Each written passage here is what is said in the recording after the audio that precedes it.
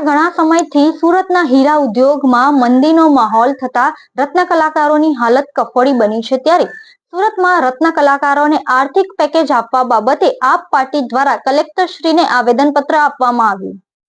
સુરતનો હીરા ઉદ્યોગ દેશ વિદેશમાં પ્રખ્યાત છે, ત્યારે હાલ છેલ્લા ઘણા સમયથી હીરા ઉદ્યોગમાં જે મંદીનો માહોલ જોવા મળી રહ્યો છે, જેથી અનેક રત્ન કલાકારો આર્થિક સંકળામણને કારણે આપઘાત જેવા ગંભીર પગલાઓ ભરી રહ્યા છે। ત્યારે આ ઘટનાઓને રોકવા માટે આપ પાર્ટી રત્ન કલાકારોની વહારે આવી છે। રત્ન કલાકારોને આર્થિક પેકેજ આપવા બાબતે આપ પાર્ટી દ્વારા આજરોજ કલેક્ટરશ્રીને આવેદનપત્ર આપવામાં આવ્યું હતું તથા વિરોધ પ્રદર્શન પણ કરવામાં આવ્યું હતું, જેમાં વિપક્ષ નેતા પાયલ સાકરિયા સહિત આપ પાર્ટીના મનોજ સોરઠિયા સહિત આપ પાર્ટીના અનેક કોર્પોરેટરો હાજર રહ્યા હતા। તો આ બાબતે મનોજ સોરઠિયાએ જણાવ્યું કે ગુજરાતના રત્ન કલાકારોને અને નાના વેપારીઓને દર મહિને 10,000ની સહાય રકમ આગામી 6 મહિના માટે આપવામાં આવે તો રત્ન કલાકાર પર સ્થાનિક મહાનગરપાલિકા દ્વારા લગાવવામાં આવતો વ્યવસાય વેરો નાબૂદ કરવામાં આવે તથા રત્ન કલાકાર કલ્યાણ આયોગની રચના કરીને કામદાર અધિકાર કાયદા પ્રમાણેના લાભો આપવામાં આવે તેમજ જરૂરી કૌશલ્ય વિકાસ કાર્યક્રમો ચલાવવામાં આવે।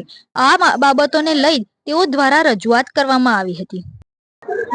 આજે અમે મારું નામ મનોજ સોરઠિયા છે, આમ આદમી પાર્ટી સંગઠન મહામંત્રીની જવાબદારી નિભાવું છું।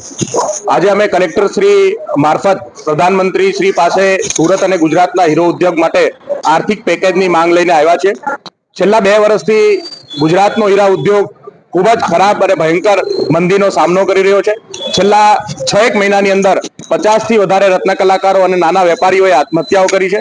એવા સમયમાં હીરા ઉદ્યોગને બચાવી લેવા માટે પ્રધાનમંત્રી શ્રી સારી રીતે જાણે છે ગુજરાતના હીરા ઉદ્યોગનું કેવું યોગદાન રહ્યું છે।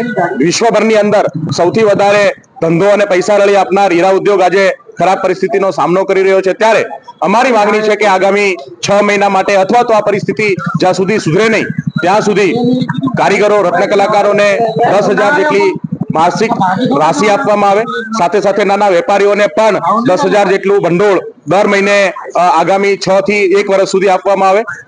એક રત્ન કલાકાર કલ્યાણ બોર્ડની રચના વર્ષોથી એવી માંગણી રહી છે કે રત્ન કલાકારો અસંગઠિત ક્ષેત્ર સાથે જોડાયેલા છે, એમને સંગઠિત રીતે ક્યારે કોઈ લાભ આપવામાં નથી આવતો। ત્યારે અમારી માંગણી છે કે એક રત્ન કલાકાર કલ્યાણ બોર્ડની રચના કરવામાં આવે અને એમનું કૌશલ્ય વર્ધન અને એમને જરૂરી સહાય પરિવારોને આર્થિક મદદરૂપ થઈ શકાય એના માટે આ બોર્ડની રચના કરવામાં આવે અને સાથે સાથે આ પરિસ્થિતિ જે આખા ગુજરાતની અંદર કરીબન જે 10 થી 15 લાખ જેટલા કારીગરો જોડાયેલા છે એમના પરિવારને આર્થિક સહયોગ મળે એના માટે આ આર્થિક પેકેજ આપવામાં આવે એવી અમારી માંગણી છે।